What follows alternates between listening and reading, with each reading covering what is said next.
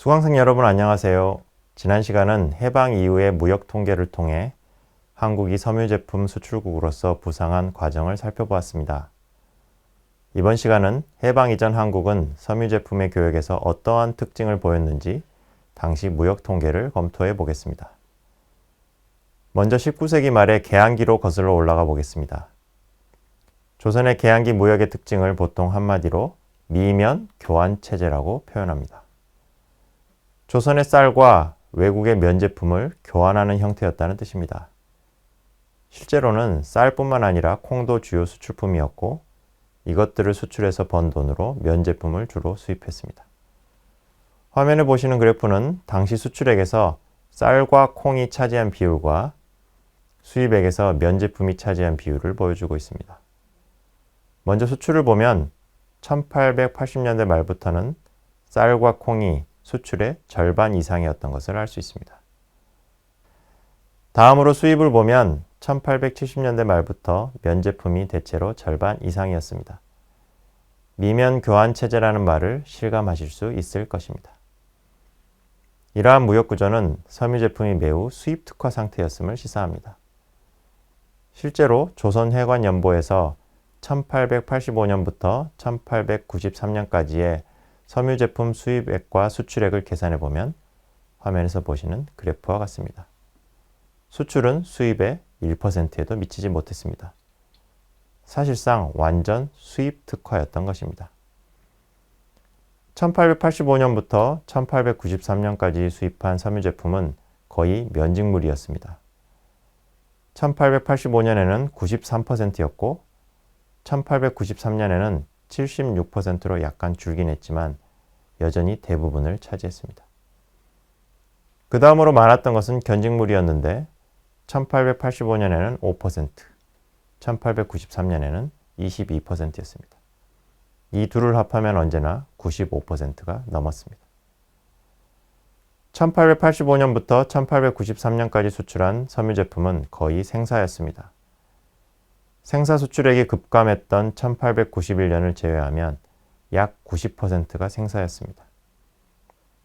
섬유 제품은 아니지만 섬유 원료인 원면의 수출도 있었는데 생사와 비슷한 수준이었습니다. 이런 상황은 20세기에 들어서도 계속되었습니다. 화면을 보시는 것처럼 1910년대 말까지 섬유 제품의 수출은 수입에 비하면 미미했습니다. 그래프에서 이출과 이입은 조선이 일본의 식민지였던 시절의 용어로 일본 제국 내 무역을 가리킵니다. 수입출, 수입은 일본 제국 내외의 모든 지역과의 무역을 포괄한다고 보시면 되겠습니다. 물론 조선의 경우 이출입은 거의 당시 내지라고 불렀던 식민 본국과의 거래였습니다. 그래프에는 엄밀한 의미로 수입출, 수입이라고 적어두었지만 설명해 드릴 때는 그냥 수출, 수입으로 하겠습니다. 그런데 그래프를 보시면 수출, 수입 모두 세 가지 선이 그려져 있습니다. 원료 포함이라고 되어 있는 선은 섬유 제품과 관련이 깊은 섬유 원료의 무역을 포함한 것입니다. 즉 원면이나 누에고치 등이 포함되어 있습니다. 이 원료 포함선을 보면 1910년대 후반에 수출이 눈에 띄게 늘기 시작했습니다.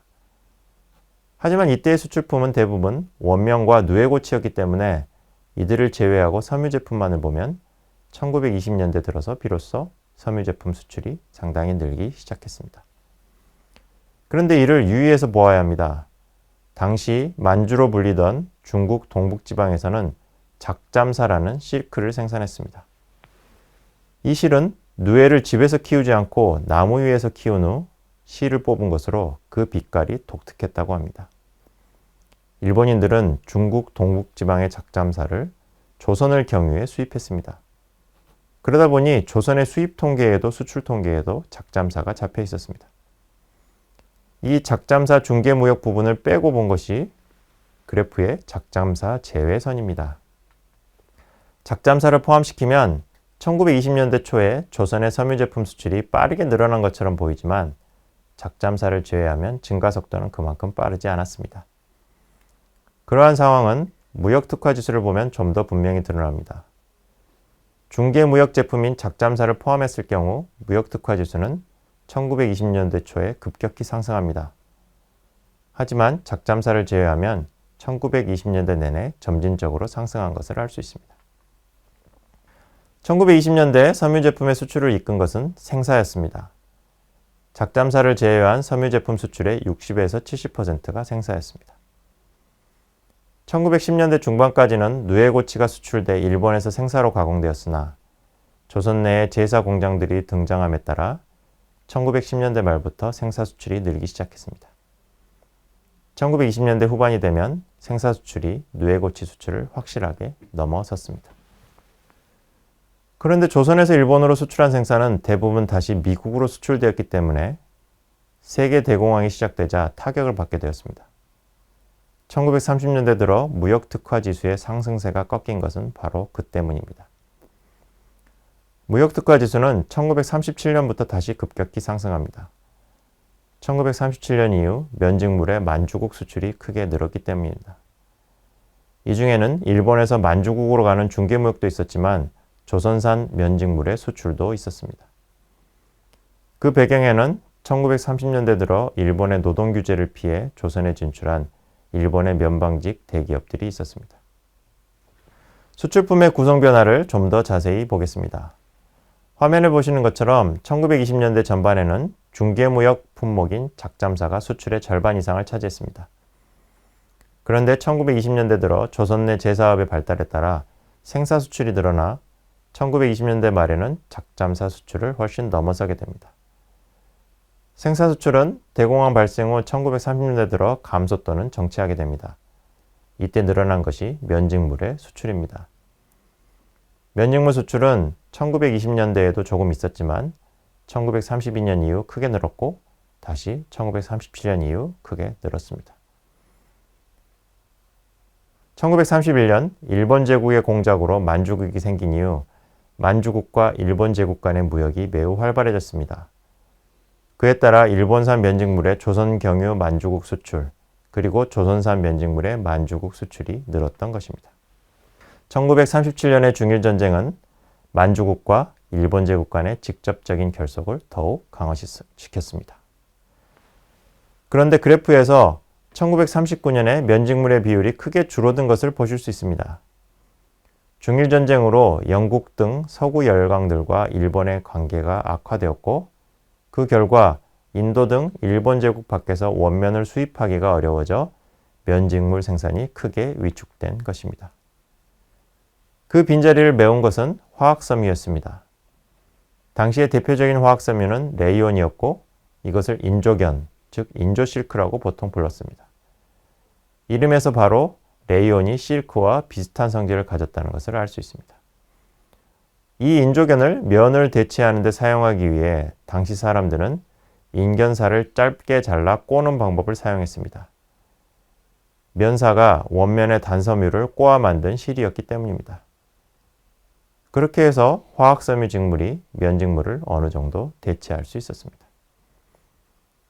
만주국의 면직물 수요 역시 화학섬유 직물로 충당하게 됨에 따라 1939년에는 조선의 화학섬유 직물 수출이 크게 늘어났습니다. 앞의 무역특화지수 그래프에서 봤던 것처럼 섬유 제품 수출이 크게 늘어난 1930년대 말에도 무역특화지수는 마이너스 0.3에서 마이너스 0.4 정도였습니다. 여전히 수입이 중요했던 것입니다. 그렇다면 조선인들은 어떤 섬유 제품을 수입했을까요? 화면의 그래프는 중개무역 품목인 작잠사를 제외하고 섬유 제품 수입 중 각종 직물이 어느 정도 비율을 차지하였는지를 보인 것입니다. 보시는 것처럼 1920년대까지 작잠사를 제외한 섬유 제품 수입의 약 80%가 각종 직물이었습니다. 일본 경제사에서는 개항 후 외국 면직물을 대량 수입하던 일본 경제가 어느 순간부터 직물을 수입하지 않고 면사를 수입해 직물을 자체 생산하게 된 것을 수입 대체 산업화로서 매우 높게 평가합니다. 그런데 조선의 경우는 20세기에 들어서도 여전히 실보다는 직물을 대량 수입했습니다. 역시 수입의 대부분은 면직물이었습니다. 1910년대에는 작잠사를 제외한 섬유 제품 수입의 60%가 면직물이었습니다. 1920년대에는 비율이 조금 낮아졌지만 여전히 절반 이상인 해가 많았습니다. 그런데 1930년대 중반부터는 비율이 빠르게 낮아졌습니다. 모직물도 늘었지만 그보다 빠르게 늘어난 것은 화학섬유 직물이었습니다. 앞서 수출 품목을 이야기하면서 1930년대 말 면직물을 대체해 화학섬유 직물이 만주국으로 수출되었다는 것을 말씀드렸습니다. 그런데 화학섬유 직물의 수입은 이미 1920년대 말부터 늘어나기 시작했습니다. 레이온 직물이 조선에 소개되자 견직물의 저렴한 대체품으로서만이 아니라 마직물의 저렴한 대체품으로서도 조선인에게 인기를 끌게 되었습니다. 조선의 대표적인 여름철 의복섬유는 마의 일종인 모시였습니다. 모시는 땀이 나도 몸에 달라붙지 않고 바람이 잘 통해 서늘한 특징을 가지고 있었습니다. 그런데 레이온 역시 비슷한 성질을 가지고 있었기 때문에 조선인들은 레이온 직물을 모시의 대용품으로 사용했습니다. 이것은 일본에서는 없었던 조선의 특징이었습니다. 최근에도 한국인들은 레이온을 선풍기 섬유라고 부르면서 여름에 집에서 입는 옷으로 사용하고 있습니다. 끝으로 각종 직물을 어디서 수입했는지 보겠습니다. 화면에 보시는 그래프는 직물별로 일본에서 수입한 비율을 나타낸 것입니다. 가장 수입액이 컸던 면직물의 경우 1910년에 약 절반 정도를 일본으로부터 수입했습니다. 나머지는 중국이나 일본을 경유한 영국산 면직물의 수입이었습니다. 1910년대 말이 되면 이 비율은 약 90%가 되고 1930년대에는 100%가 됐습니다. 모직물 역시 1910년대에는 영국산 모직물이 많이 수입되었는데 일본의 모방 직업이 발전함에 따라 점차 일본산 모직물 수입의 비율이 늘어났습니다. 한편 견직물과 마직물은 1910년대에 중국산이 주로 수입되었습니다. 1920년대 들어 일본산 견직물이 중국산 견직물을 빠르게 대체했는데 여기에는 일본의 관세 정책도 영향이 있었습니다. 마직물은 1920년대까지는 중국산 모시가 대부분이었는데 1930년대 들어 중국산 모시의 수입이 줄고 여러 일본산 마직물들이 수입됨에 따라 대일 수입 비율이 빠르게 상승했습니다. 이번 시간은 해방 이전의 한국은 섬유 제품의 교역에서 어떠한 특징을 보였는지 당시 무역 통계를 검토해 보았습니다. 다음 시간은 다시 해방 이후로 시선을 옮겨서 섬유 제조 공장과 종업원 수의 장기 추이를 살펴보도록 하겠습니다.